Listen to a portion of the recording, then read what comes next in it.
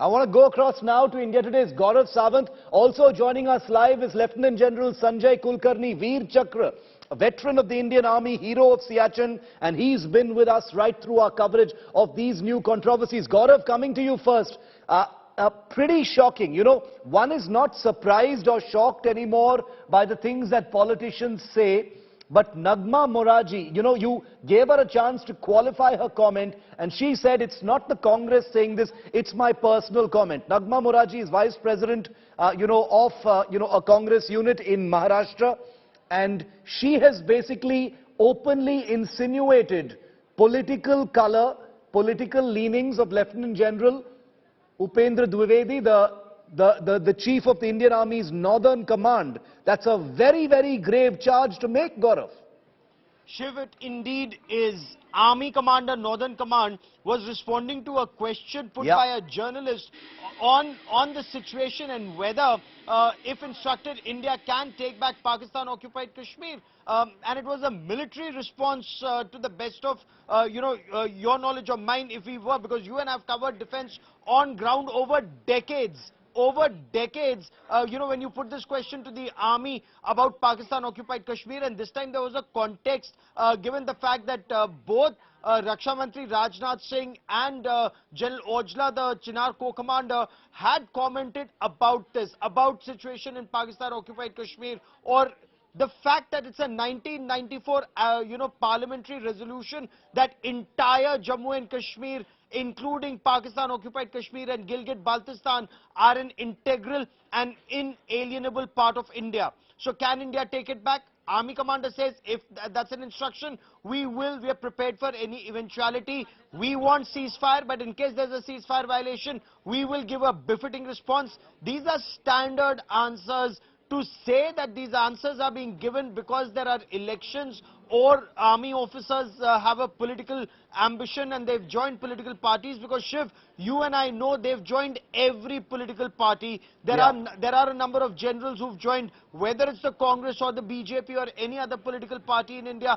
Post-retirement, they have done so. Which they're totally allowed to. Which they're totally allowed to. Yes. So it just shows, what a vicious political environment exists, that even the armed forces are not spared. I want to tell my producers to put the tweet of Nagma Moraji on our screen so our viewers know exactly what we're talking about. There it is. That's the tweet that Nagma has quote tweeted an Indian Army veteran who appears to be defending Richa Chadha. So by doing so, Nagma appears to be, supporting or validating what that person has said and endorsing it, and in that way indirectly also defending what Richa Chadha has said. Lieutenant General Sanjay Kulkarni is also with me on this. General Kulkarni, this is bizarre. You heard Nagma's conversation with Gaurav just now. She said, a veteran has also said this, and I was merely echoing that same sentiment. It's one thing for a veteran to comment on other serving army officers.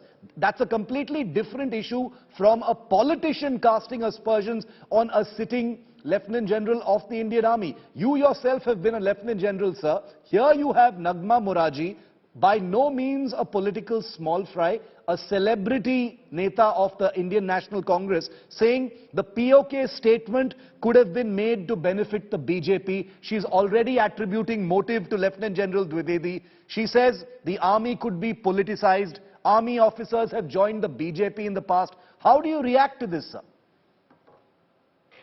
Shiv, thank you very much.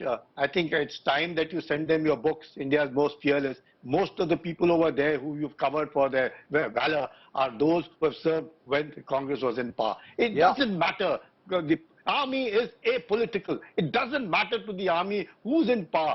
Whoever is in power, they are the ones who give orders to the army, irrespective. I fought in 1984 on Siachen. Who was in power?